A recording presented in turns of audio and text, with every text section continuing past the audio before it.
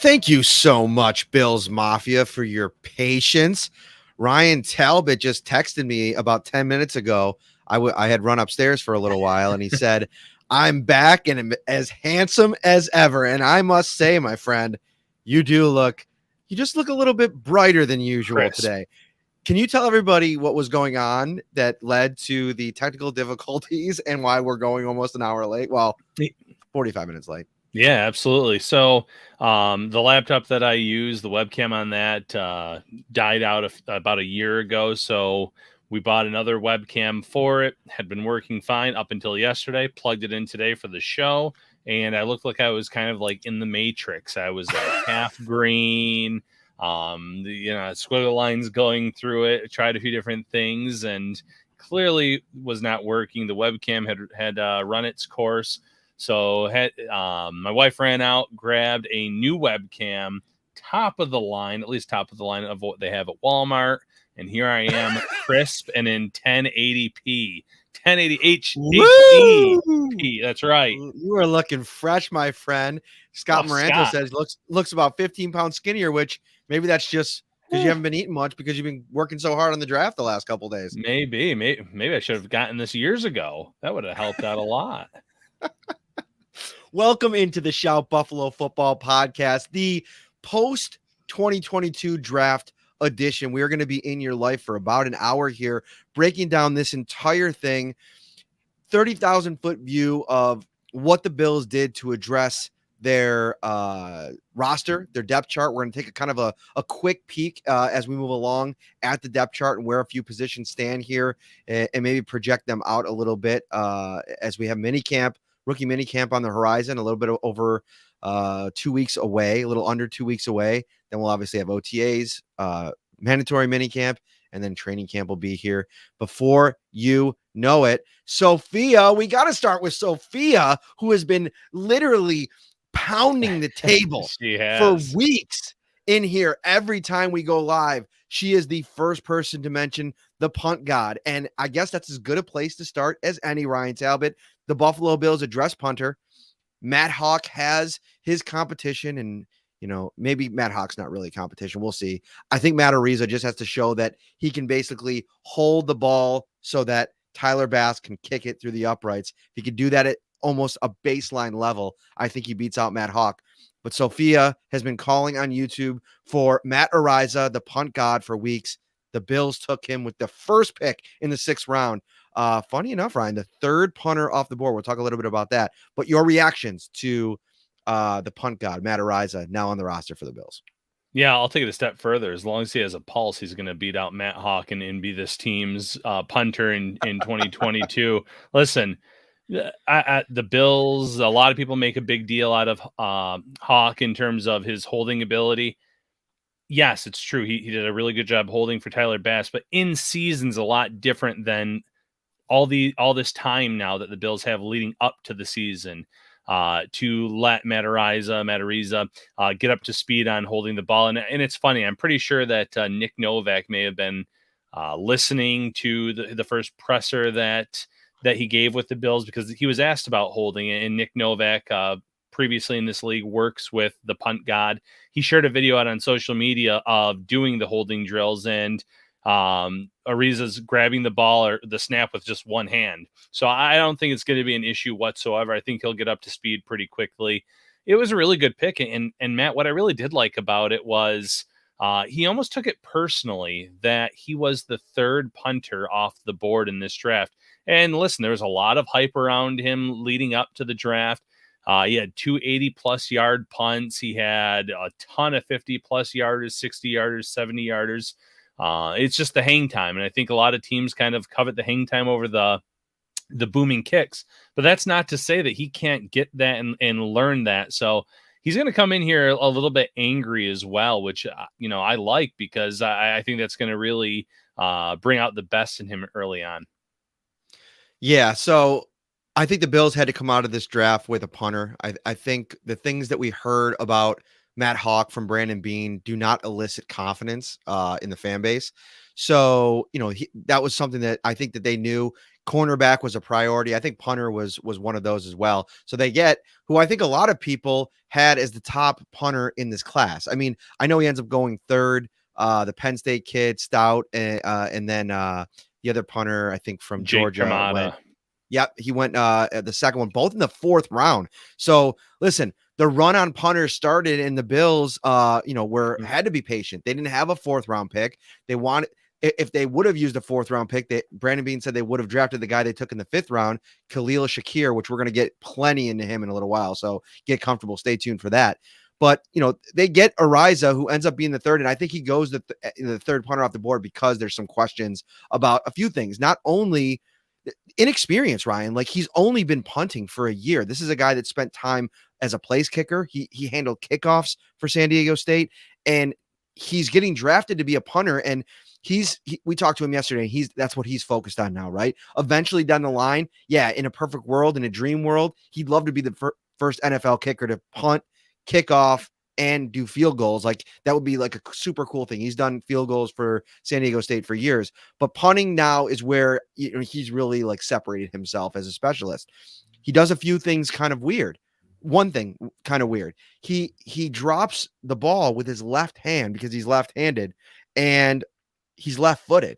Now, usually you would hold it in the opposite hand, right? Well, he doesn't. So that's something that he's going to work on. And I think because of the timing of that, when you're dropping it with that hand, you don't get the ball down on your drop as quickly as you would if you were doing it with the opposite hand. So that's going to be really interesting to see how that works out for him. But like you mentioned, this guy's got an absolute cannon for a leg. And I think, you're dealing with the elements in Western New York. He's coming from California. He's probably gonna have to learn how to deal with all of it. But I don't think Tyler Bass spent a ton of time in the elements down at Georgia Southern, and he's done just fine. Yeah, absolutely. I like the story that he told with the media yesterday about someone that noticed him kicking and really appreciated the leg that he had. But when he told him that he threw with one hand and kicked with the other, the guy kind of walked away, jokingly, of course. But like, oh, man, I don't know if I want to waste my time on that because of the extra time that you said, because it's a little bit awkward to drop it from an opposite hand. So like that story, like the personality too. I thought he kind of knocked it out of the park with his first meeting with the media, as did most, if not all of these prospects. Ryan, what do you think about this? Charles G over on YouTube saying that wouldn't him not having a huge hang time be a plus in the winds of Buffalo? Like on really windy days, you almost got to cut through it and the power might help him. I kind of like that idea. I'm no pun expert here though.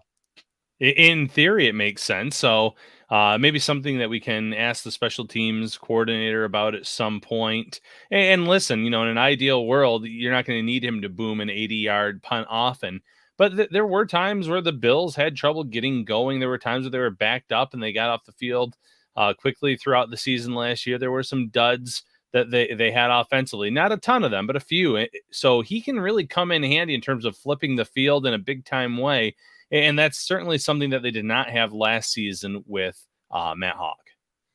So let's move on from the specialist. I know that this has been a hot topic over the last couple of weeks, and we wanted to lead off with it because there's not a lot of times, especially in draft season, like draft crushes, right? Like you don't always get your draft crush. And I feel like a lot of people really were invested into this punter storyline, and for the Bills to kind of address it, Brandon Beane kind of said, during the draft that, hey, if we don't get a punter, we'll look at maybe some good guys that'll be on the market afterwards. They don't waste any time. They get the guy that they wanted on their roster. And talking to Ariza too, like you could tell, like he'd be like a McBean brand of guy, right? Like super big work ethic. You mentioned the chip that he's probably going to have on his shoulder because he was passed over quite a bit. So the story kind of all aligns there. Let's go to the 5th round pick. The Bills didn't have a 4th rounder. They traded up in the 1st. We talked about that 2 days ago on the podcast. And if you're the Bills and if you're a fan and wanting the Bills to address wide receiver, well, this is who the Bills were targeting had they have kept that 4th round pick. Khalil Shakir out of Boise State. Do kind of everything type of player, Ryan. There's versatility here. Listen, he projects as an interior player, as a slot receiver, right? Some people have compared him to Deebo Samuel. Some people think that he can maybe Chris Trapasso, who I hope to have on in the next week or two, says he thinks he could be the next Cooper Kupp. And obviously those are huge shoes to fill. But in terms of the style of play, what he tends to do, but the versatility of what the Bills can do with him in their scheme, 4.4 speed. He was a receptions beast at Boise State, and he finished his college career as, in this draft class, the number one graded player that Pro Football Focus had in this draft class at a 92.0 overall grade. So this is a guy that, listen, he can do a little bit of everything. He has kick and punt return experience as well. If you want to kind of throw him into the mix there, make him a little bit more valuable in terms of trying to fight for a roster spot. But listen, I think that this move puts a load of pressure on Jamison Crowder now entering training camp, because if Shakir comes in here and impresses, I feel like you could probably go with him and McKenzie, knowing what McKenzie does on this team, and start to develop him, get him out on the field sooner rather than later. We saw the last time they had a 4th round pick. I know Shakir's a 5th round pick, but like I mentioned, they were eyeing him in the 4th. They drafted Gabriel Davis, and he was pretty good in year 1. Yeah, absolutely. Listen, Shakir, in my opinion, is probably their best pick in terms of value. And I loved reading a lot of what the experts are saying as well. Mike Tice, or Nate Tice, I should say, from the Athletic side. I would have liked that pick for the Bills if it would have taken place on day 2, and it happened on day 3, not just in, early in day 3, but in round 5. So a whole round went by where the Bills did not see that name come off the board, and then they got aggressive to trade up with the Bears to go get him. I saw some Bears analysts that were actually upset, saying, why wouldn't the Bears just keep that pick and make the same pick, help out Justin Fields? So a lot of value there. There's been some comparisons to a poor man's Deebo Samuel. He says, Shakir himself says he models his game after Cooper Kupp, though, who, obviously if he can even be half or 60, 75% of what Cooper Kupp is, the Bills will be absolutely giddy and thrilled. I think he'd be a weapon for this team sooner rather than later. Yes, they do have Jamison Crowder. They have Isaiah McKenzie, but it never hurts to have more and more weapons. And he's still someone that you could play on the outside as well, although I think he's going to, best fit out of the slot. Mm-hmm. We'll go over some of the numbers for you guys to get a kind of picture of what he was. Had a career high in yards, receptions, and touchdowns last season for Boise. 77 catches, 1,117 yards, 14 and a half per reception. And he was the featured guy in their offense, and 7 touchdowns. First team all Mountain West, led team in receiving, team captain. He ran a 4.43. He's got a arm length of 29 inches. This is a guy that I just think it's the perfect player to add, like kind of player to add to this wide receiver group. Like you look, I mentioned I want to go kind of through the depth chart, and this is the way they approach wide receiver this offseason. For me, is a vote of confidence for Gabriel Davis. So you're starting day 1, Stephon Diggs, Gabriel Davis. Lock them in on the outside. There's no Emmanuel Sanders here. There's no John Browns here. It's going to be the Gabriel Davis show this year. I mean, that's the sense that I get. In the slot, you're going to have to fight for time. When Gabriel Davis or Stephon Diggs comes off the field, sure, throw Shakir out there. He can go out and line up on the outside. He can line up on the inside. He even did a lot of running back snaps at Boise State too. So if you're starting to imagine how Ken Dorsey can use him in this offense, they can use him as a runner as well. You got Jamison Crowder and Isaiah McKenzie in the slot. They'll probably still continue to utilize McKenzie in that gadget role. And then you have OJ Howard, you have Dawson Knox, and then at receiver, there's a couple of guys. Marquez Stevenson, people were talking about over the last couple of days. Why haven't the Bills targeted that long, deep post threat at receiver? And they just drafted Marquez Stevenson in the 5th round. This guy's got serious speed, serious wheels, and he's got a whole offseason to prepare himself. I think the Bills might want to take a look at him and what he can kind of offer in that part of the game. Isaiah Hodgins is still there. You know how much they love Jay Kumro, who can do a little bit of everything. He's probably their best blocking wide receiver, especially at his size. So a lot of different types of player in that room, and huge summer for Isaiah Hodgins. Yeah, absolutely. Last thing I'm going to mention about Khalil Shakir. I'm a big fan of obviously the tape, the production, things like that. But over the last few years has been the raw athletic score. And now the next thing has been the next gen stats. And when next gen stats looks at his production in college and it looks at his athleticism based on his testing from the combine and things like that. And he was one of only 4 receivers in this draft class to have a production score of over 75 and an athletic score of over 70. The other ones were Garrett Wilson, Chris Olave, and Sky Moore, all guys that went pretty high up there on the draft board. So the Bills are getting someone that has all the traits. I think he's going to be a very moldable player in terms of fitting him in exactly to what they want to do in Ken Dorsey's offense. And I think that, like I said, in terms of where they got this player, I think a few years from now, we might look back and say, man, what a steal that pick was, just like Gabriel Davis was a few years ago. Mm-hmm. So the Bills get Shakir, get the wide receiver that I think some Bills fans wanted to see on day 1 or day 2. I thought the Bills had a really good haul on day 1 and day 2. We'll talk maybe a little bit more about them too, to kind of put a wrap a bow on that. They get Shakir. They go with Ariza, the punter, in the first pick in the 6th round. Then they come back with one that I don't know. It was an off-speed pitch a little bit. I don't know if anybody anticipated Villanova's FBS cornerback, defensive back, Christian Benford. Really, really interesting selection. And Ryan, we were talking about him before we started here. This is a kid that played a little bit of everything at Villanova. He played some corner, he played some safety, and where he lands in the pros, nobody really quite knows yet. And Brandon Beane said they're going to start him at cornerback. They're going to see how it progresses.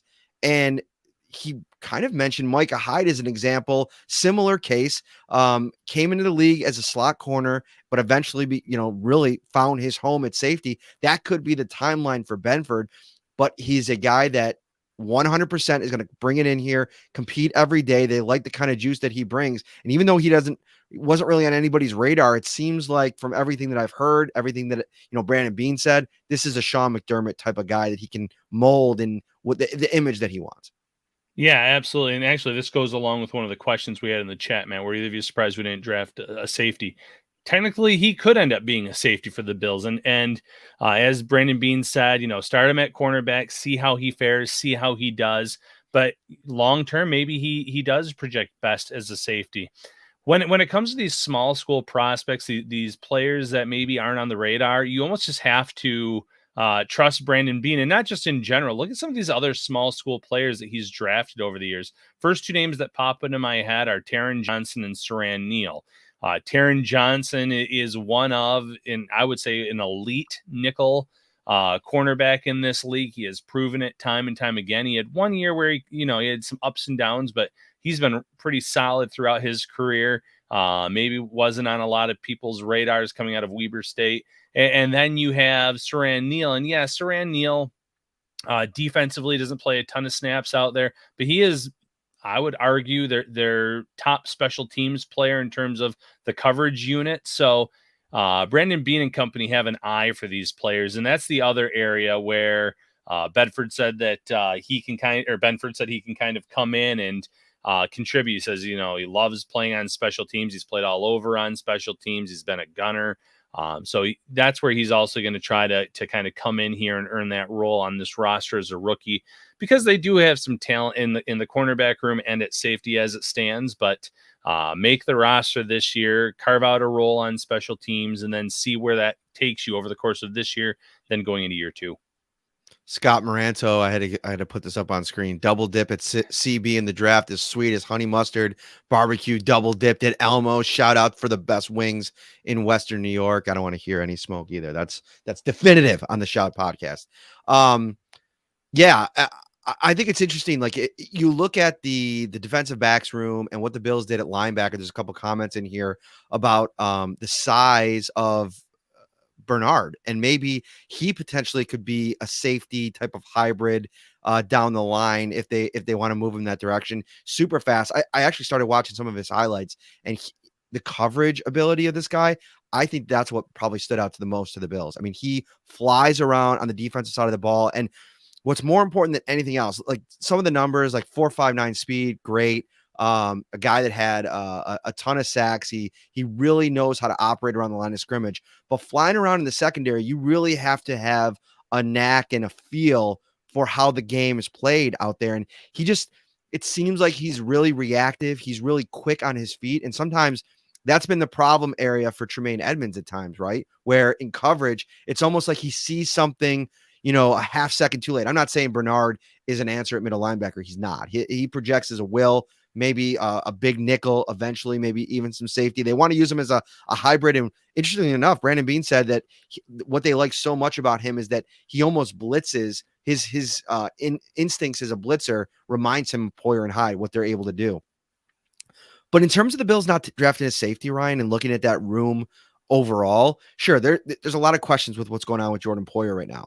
But I think we're sleeping on how much the Bills love Damar Hamlin and Jaquan Johnson, who's been in their system now for years. Every time Jaquan Johnson's got a chance to play, he's been really good. Last year, I think him and Cam Lewis, the game that they played together, they both had the best defensive grades on PFF of that game. I mean, there's a lot of talent. And when people bring up Cam Lewis as an option at cornerback and something that it's not good enough depth, I'm telling you right now, in the building, the way they view these guys that maybe everybody like fans want upgrades from, there's a lot of respect for these guys in the building.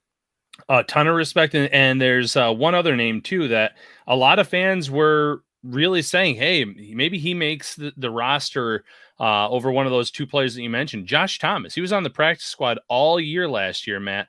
And Josh Thomas was someone that was very impressive at training camp and in the preseason. So now he has a whole year of knowing this playbook, working on maybe areas that he needs to improve.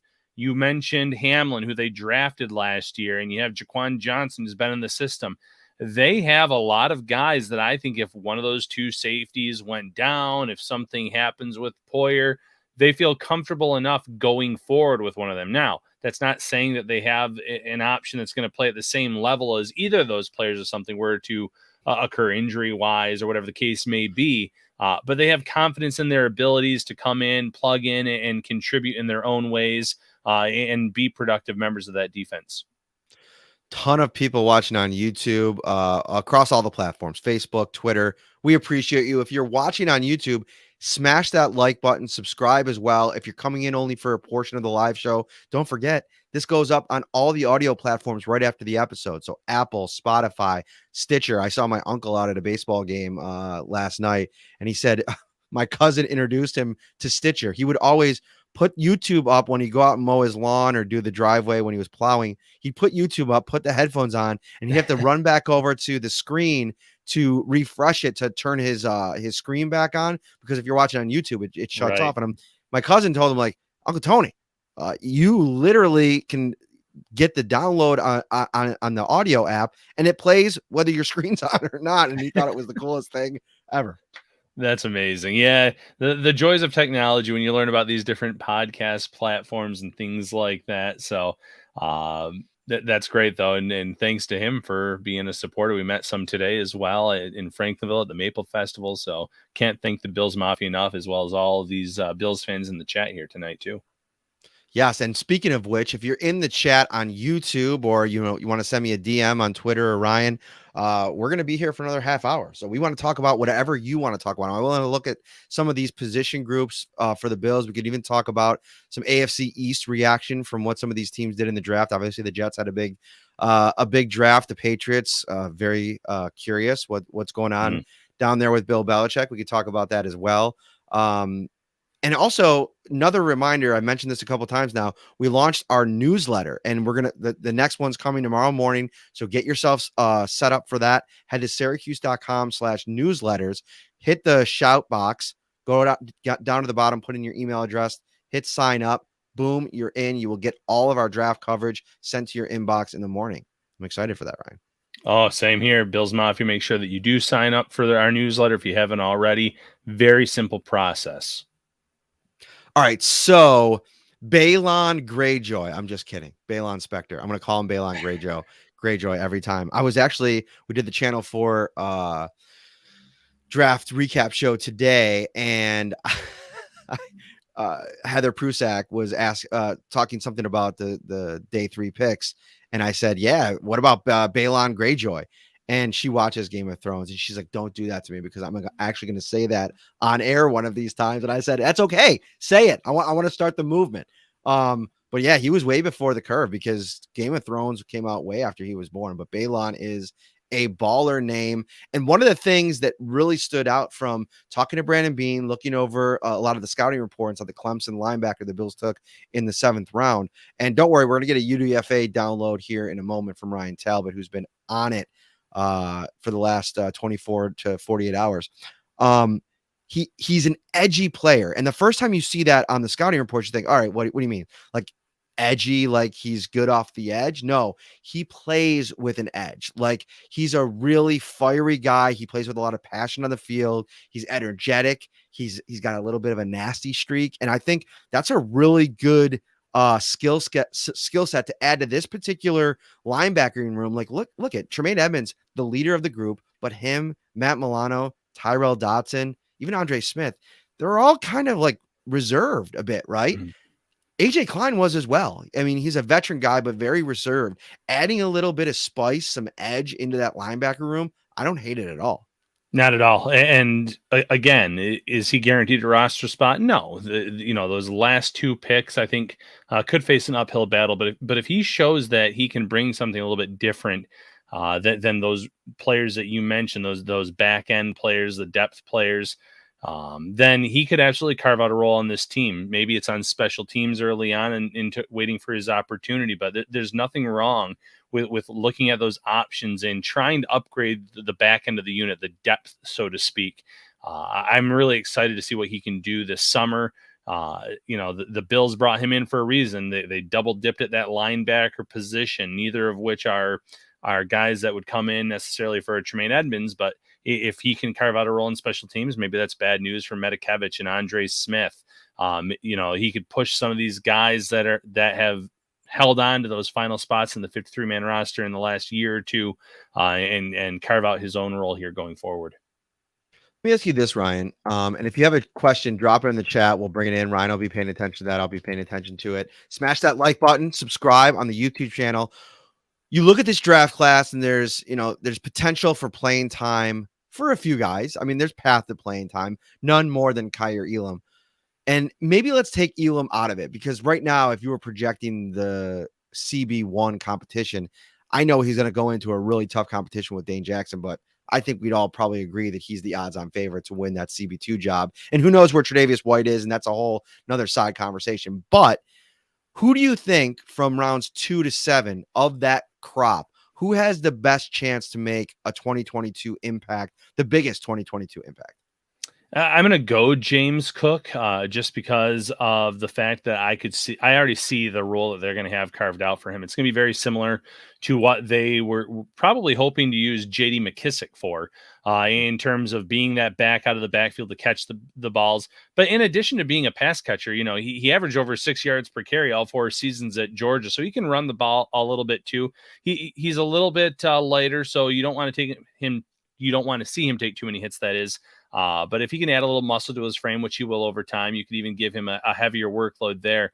I just think that he's going to come in and be that 1-2 punch with Devin Singletary. And yes, I know they have Duke Johnson and they still have Zach Moss and they have some other backs that are going to be that were brought in as UDFAs. But when you really look at this thing, one, you don't draft a guy like that this early in the draft if he's not going to come in and have a big role. You can make a case for the punt god in terms of flipping the field. And I think Shakir long term has that. But for 2022, my money's on James Cook. What about you, Matt? So, yeah, I'd probably go Cook, but to be a little bit different, I'm going to say Shakir. And there's a few reasons why I think he has a chance to touch the ball more than Cook even is because you figure Singletary is going to be on the field quite a bit. I mean, he's going into his 4th year. I think he's the most trusted running back unless Cook comes in and just absolutely blows their mind. I would, if he was walking into a starting role, I'd probably go with him just because he could probably touch the ball the most. But I think there could be a world that we live in depending on, injuries or even with the work that he does in training camp where he just gets the ball the most. And I feel like that on offense, it has to be the path to the biggest impact is when you get a chance to play the game. And I know there's some people ahead of him, but I'm really thinking over the last 24 hours about what this pick means for Jamison Crowder. If Jamison Crowder somehow is not in the mix and not on this roster, like I think the stock goes way up on Shakir. And listen, this is a 4-year guy at Boise, and this is not like somebody that's coming in here that lacks experience. He did a lot of things at the college level, and I think he's going to come in here day one. Just listening to him talk yesterday, like this is a dude that's like he's super focused. He went a little bit later than I would imagine he thought he was going to go. He had a fourth round grade from Dane Brugler. I was just looking at that before we started, right below Wan'Dale Robinson, who went to the Giants, and Calvin Austin. They were the two guys ahead of him on Brugler's wide receiver rankings, and both of them had 3rd, 4th round grades. And so I think this is a guy like, there's some drop issues, I guess, last season. He had 10 on the year, but we all remember somebody for the Bills that had some bit of the dropsies, Mr. Dawson Knox, who absolutely skyrocketed in this offense. And I think this is an offense tailor-made for guys that can do multiple things, that can offer something that other guys can't. And I'm not saying that, he's probably going to do a lot of the same things that they've used McKenzie to do before. But I think the biggest difference is maybe that versatility to get outside. And we know that when Gabriel Davis or Stephon Diggs come off the field, they're going to send somebody out there. And if Shakir can, earn that job right behind those two guys, that's going to be him, and that's going to be opportunities. And, Gabriel Davis took full advantage of that his rookie season.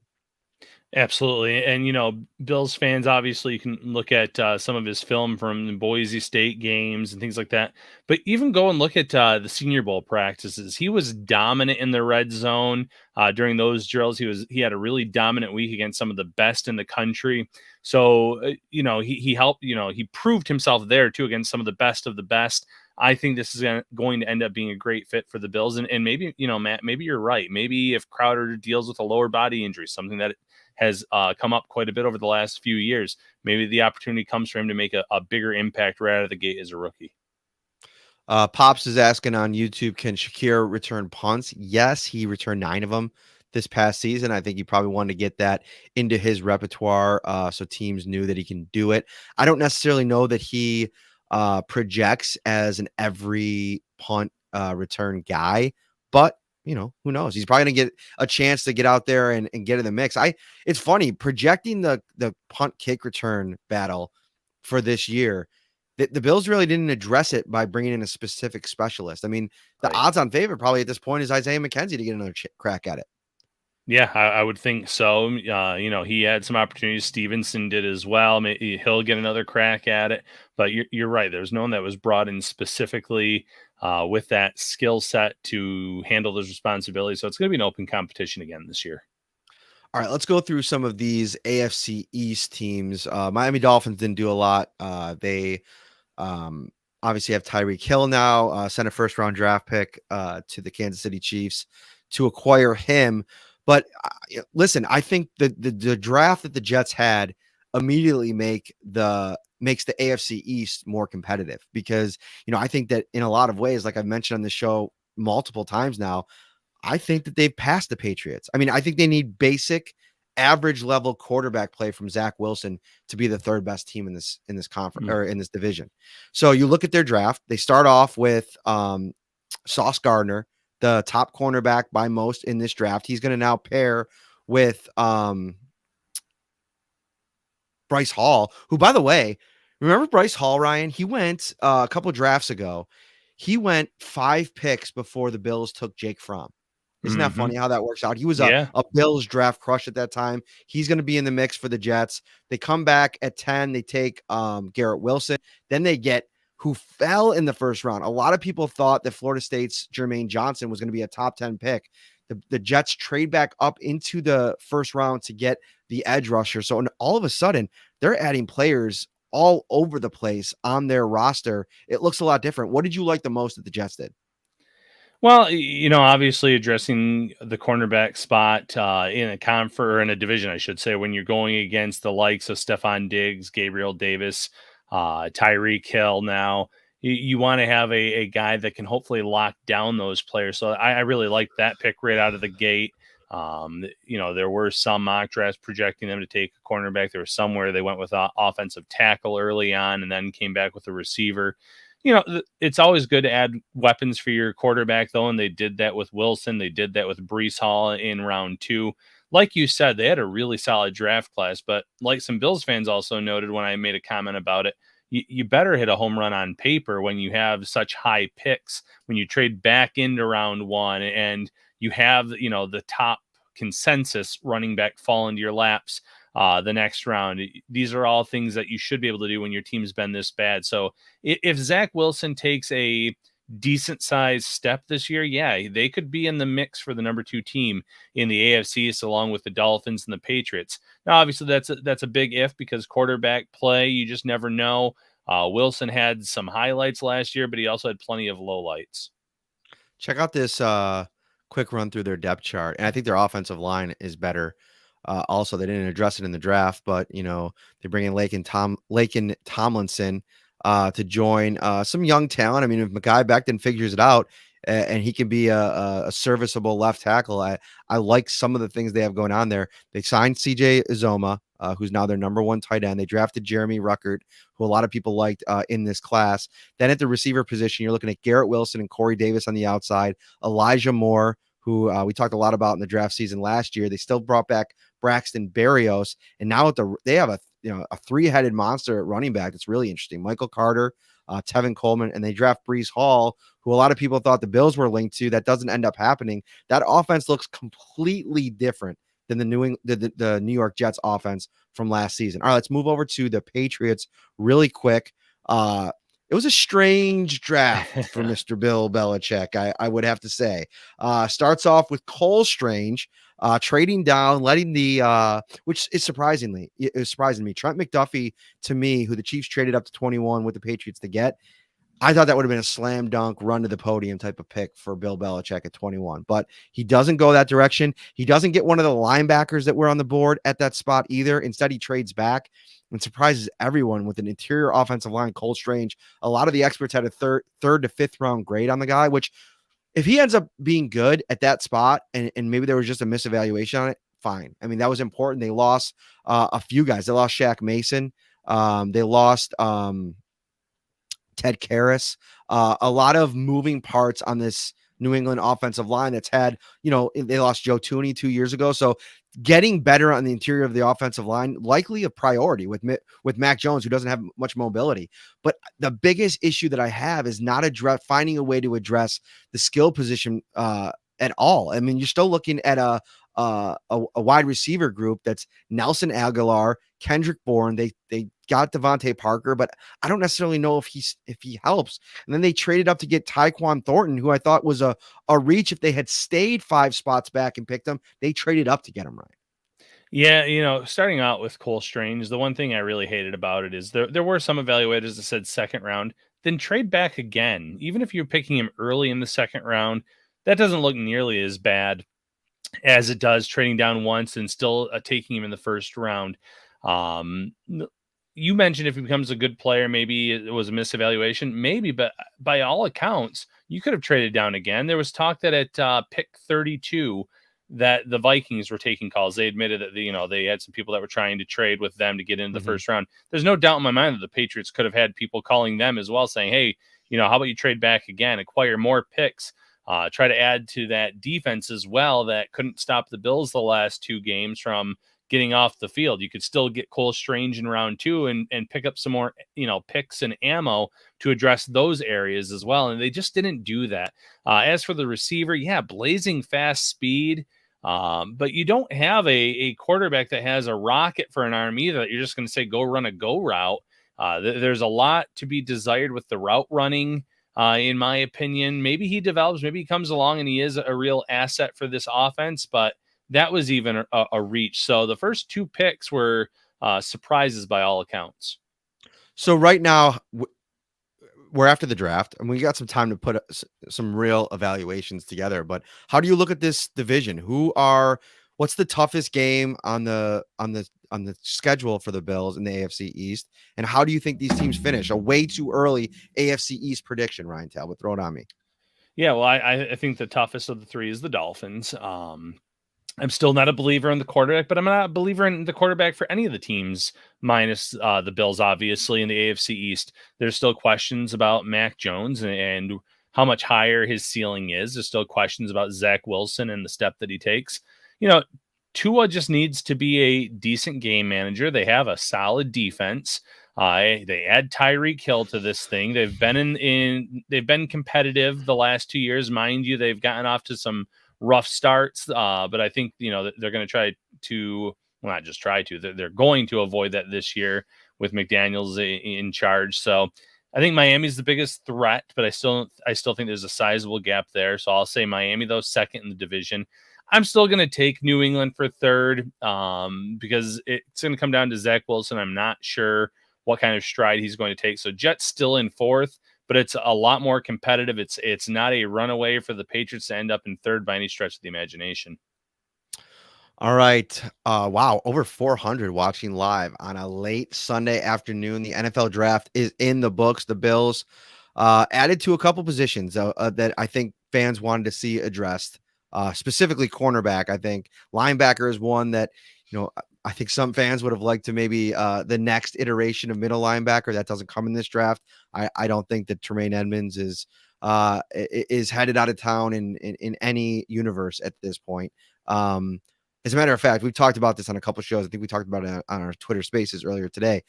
I think there's going to be a real decision for the Bills to make about the long-term plan at the position because it's nuanced. It's like if you don't re-sign Tremaine Edmonds before the season and he has a big season, then you might be stuck in a situation that you're going to either have to franchise tag him or overpay him.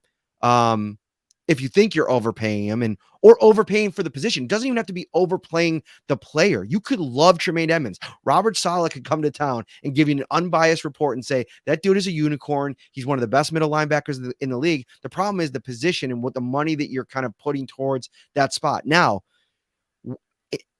another thing that's popped into my head, Ryan, with the signing of Terrell or the drafting of Terrell Bernard is this potentially a Matt Milano replacement after this season so they can pay Tremaine Edmonds? It's interesting because Brandon Beane builds outs into his contracts all the time. It's a possibility, but you're going to be asking to see a lot on film from Bernard as a rookie to make you that comfortable to do that, because Milano, when he's healthy, when he's on the field, he is great. It's obviously been an issue, though, with the health at times. So it's something to monitor. When it comes to Edmonds, listen, he hasn't warranted a big payday to date. I'm sure whatever his agent is looking for, the Bills aren't comfortable paying it right now. So if he goes out and just has the season of all seasons, and it puts the Bills in a tough spot, I would rather be there than overpaying him now based on what we've seen early in his career. He makes plays. I'm not saying he doesn't, but he's very inconsistent. He still gets lost sometimes in coverage. He still over pursues. For someone that's been in the system as long as he has, I still just have these concerns over the same mistakes that he makes over and over and over again. Still a very good linebacker, but is he someone that should be being paid in the top 5, top 10 of those, middle linebackers, inside linebackers in the league? I don't know. I get the wingspan. I get the athleticism. I get that he is a unicorn of sorts, but this might be that first player, Matt, where we sit there and say, well, they can't pay everyone. You let him play out his contract. You walk away. You sign a veteran or a cheaper option in free agency, and then you go to the draft either day 1 or day 2, more likely day 2, to find a replacement for him or someone that can come in and compete for that spot. Maybe easier said than done, but we've been talking now, it feels like, for a long time about you can't keep everyone, and yet the Bills have found ways to juggle it and make it work to date. That day is going to come, and it might come down to do we pay Dawson Knox this amount of money? Do we pay Tremaine Edmonds this amount? And it's going to come down to, who's been more consistent down the stretch. Last year, obviously, Knox had a great year. If he follows it up again this year, I think you're much better off paying him to be a top tight end in this conference, in this league, when you consider the age and the athleticism, over Edmonds, where, linebacker is as athletic as he is, you can find replacements for that role. So Matt Milano in March structured his contract to give the Bills about $5 million in cap space for 2022. The restructure converted $6.46 million of his base salary into a signing bonus, which he gets right away. But that number gets spread out over the life of the contract. So actually, like, what I was thinking was a contract that was much more much more convenient to get out of it after 2 years. It's not as convenient as you'd think, actually, now that I'm looking at it. He's got a $13 million cap hit in 2023, same in 2024. To get out of it in 23, the Bills would have to eat an $8.6 million dead cap charge. And I don't think that that's going to happen. And even in 2024, you're looking at a $5.6 million dead cap charge, which would give the Bills about 8 million ish, a little less than 8 million in cap space. But I don't even know at that point if that would be enough. Then that's a question for them, and there'd have to be some injury situations.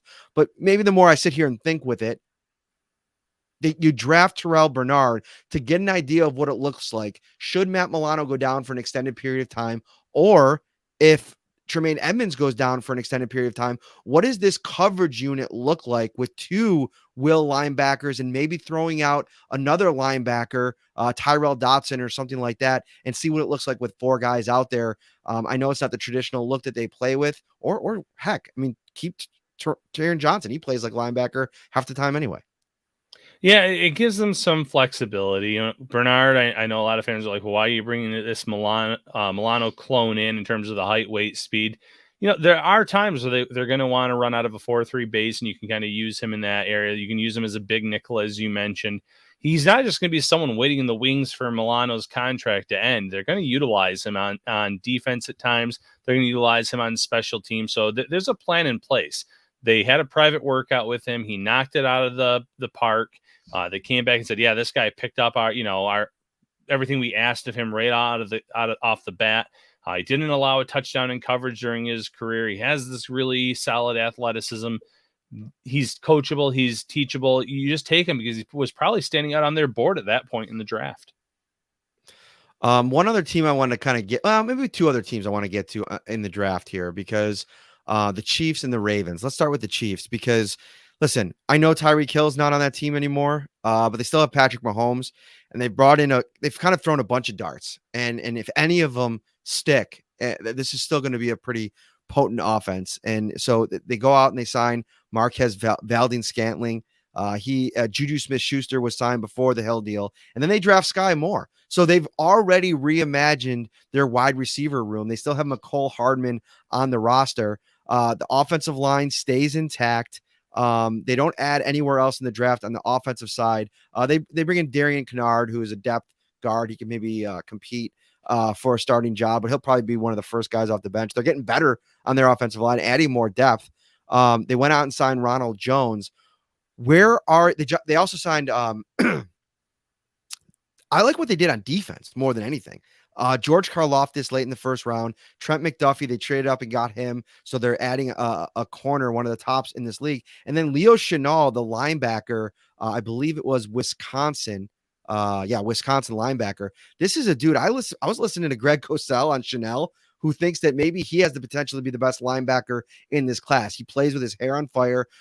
The scouting report on him from some people that I've heard, Cosell included, reminds me a lot of what people were saying about Willie Gay, which, oh, by the way, they're not going to be teammates. The Chiefs did a lot of work in this draft. I really like what they did. Yeah, defensively, I love what they did as well. Sky Moore, his comparison was actually MVS there, the receiver they signed in free agency. So a very similar receiver. It's interesting. I thought that Kelvin Austin III could be on their radar. He's not the same as Tyreek Hill, but he has a lot of the same intangibles. But they went a little bit different of a route with Sky Moore. But I like Sky Moore, his game as well. I'm interested to see what the offense looks like. But they answered a lot of their issues on the defensive side of the ball, where there were some games last year where they had some absolute duds. And they were shootouts, and the offense, wasn't able to keep up in a few of them in the regular season. So if you can shore up that defense, it's going to help when you do have those occasional bad games with Patrick Mahomes and company. It doesn't happen a lot, just like it doesn't happen a lot with Josh Allen and company, but it does happen. The Ravens are going with an interesting approach. They don't need receivers, apparently. Yeah. Now, they did take 2 tight ends in this draft, which says something to me. They trade Marquise Brown to the Arizona Cardinals. When was Lamar Jackson at his best? When they had a 3-headed monster at tight end, back when, before Hayden Hurst was still on the roster. Who was that other guy that they really liked? I think he ended up going to, I can't remember. Mark Andrews, obviously, Hayden Hurst. There was one other one, whoever it was. That's when Lamar Jackson was at his best. It's like, how do you guard all of these tight ends? The NFL struggled to deal with that. Well, they're going back to that. They draft Isaiah Likely, who the Bills actually had in for a 30 visit, Charlie Kohler. They don't do any work at the receiver position, but they draft Tyler Lindenbaum, the top center in the draft. So you figure they get Ronnie Stanley back. Morgan Moses is in the mix now as well. That offensive line is probably a little bit better. And then they went heavy defensively. Travis Jones, interior. David Ojabo, the edge rusher, who a lot of people thought was a first-round talent out of Michigan. He won't play this year for the injury, but they'll have him beyond. And obviously the biggest pick of the draft for them, Kyle Hamilton. I mean, this is, again, with some returning pieces on both sides of the ball for the Ravens. They're going to be a lot better. Yeah, listen, it feels like every year, like a Max stud Williams, player. thank you. Yeah, it seems like every year a stud player falls into their laps, and this, Kyle Hamilton and even Ojabo, I like him a lot in terms of what he can be in this league, and he goes from one Harbaugh to the other, and one of his coaches is on this staff now. That's going to be a good fit. They do the tight ends. Maybe they have a lot of confidence in Rashad Bateman. I think he was a first-round pick last year to really step up and take on that role that Hollywood Brown had. But it was still a little bit surprising. And obviously, even though Lamar was supposedly in the loop, he didn't seem like that was the case on social media. You're not doing him any favors by taking away one of his receivers necessarily. But, if you're Lamar, if you're looking to cash in here and sooner rather than later, when you're ready to do it, it sounds like he's the one that's kind of held off the talks with Baltimore. If he has all these tight ends again where he was really thriving, maybe it's going to be a good thing for him. It's just kind of a wait and see. All right. So another thing that my Uncle Tony told me is like, it takes me about an hour and 20 minutes to mow the lawn. So I need a minimum of an hour and 5 minutes per podcast, because that'll get me through the entire time mowing the lawn. I'm sorry, Uncle Tony. I'm not going to get you there today, I don't think. But let's get to some final thoughts. If you're watching on YouTube, smash that like button before you go. We got over 400 people watching. So appreciative hanging out with us on a Sunday evening. Somebody asked what happened to Cole Beasley. Cole Beasley's still a free agent. He was working out with Baker Mayfield, who isn't a free agent. He's technically on the Browns, but they're trying to find a home for him, and the draft has passed, and nobody wants to give Baker Mayfield a home, which I don't really blame them. I mean, after watching him the last couple of years, hit that like button, subscribe to the channel, get over to the newsletter page, syracuse.com/newsletters, subscribe to that as well. You'll get all of our content delivered to your inbox every week. Give me a final thought here, Ryan, on this Bills draft, this Bills roster. I'll give you a final thought on the roster, and it goes along with Barbara's question about Beasley. The Bills don't have a lot of roster spots open right now, especially after bringing in 10 undrafted free agents so far. But now's the time where maybe they can go back and say, hey, listen, obviously the first, second, third, fourth wave of free agency have come and gone. The draft's come and gone. We have X amount of cap space. If you want to come back for this amount of money, because we still think it's a position where you could compete for a role, come on back. It's not just Cole Beasley. You still have Jerry Hughes out there. You still have Mario Addison out there. AJ Klein, someone mentioned. And yeah, they've added the linebacker room. I don't know if there's a path for Klein. But a lot of these Bills... Go ahead. Did he go with some... Mario Addison's dead to me. Oh. He blocked me on Twitter. I don't even know what I did to him. As I say, I know he made a visit, I thought, with like the Saints or something. I didn't think he had signed. I thought you were going to tell me. No, he really did block me on Twitter. I have no idea what I said. I looked on all my tweets. Like, did I say something really nasty about him? I think during one of the playoff games, I tweeted that he missed more sacks than he actually has in his 2 years for the Bills. And maybe he took offense to that. I don't know. If you're watching, maybe. I don't think you're watching, Mario, but sorry, buddy. I didn't mean to offend you. So, those Bills fans looking for maybe some of their favorites, maybe one or two could return. And I see, Beasley doesn't want to come back. Maybe not, but the longer you sit out there without a home, if the Bills do show any kind of interest, maybe you do return. Who knows? So that's my final thought. What about you, Matt? The one question that they answered for me, and that is Brandon Beane, and this is just like a larger point. We get so like caught up in the research that we do or the film that we watch as mostly, let's be honest, amateurs in that department. And I think that sometimes Brandon Beanes has had so many hits in the draft. I think sometimes my read on a draft pick comes down to, at this stage of covering him and this team, is how they feel about a player and what that player means to them. And I was pretty high on Kyler Gordon. I thought that there was interest there. I had him higher than Kyer Elam going into the draft. But now 3 days have passed, and I realized that they liked Elam more. They liked all of the intangibles, not just the speed and the potential upgrade as a coverage player, but all the other stuff. Like we see, I can't wait to watch it. Actually, you brought it up to me before the show.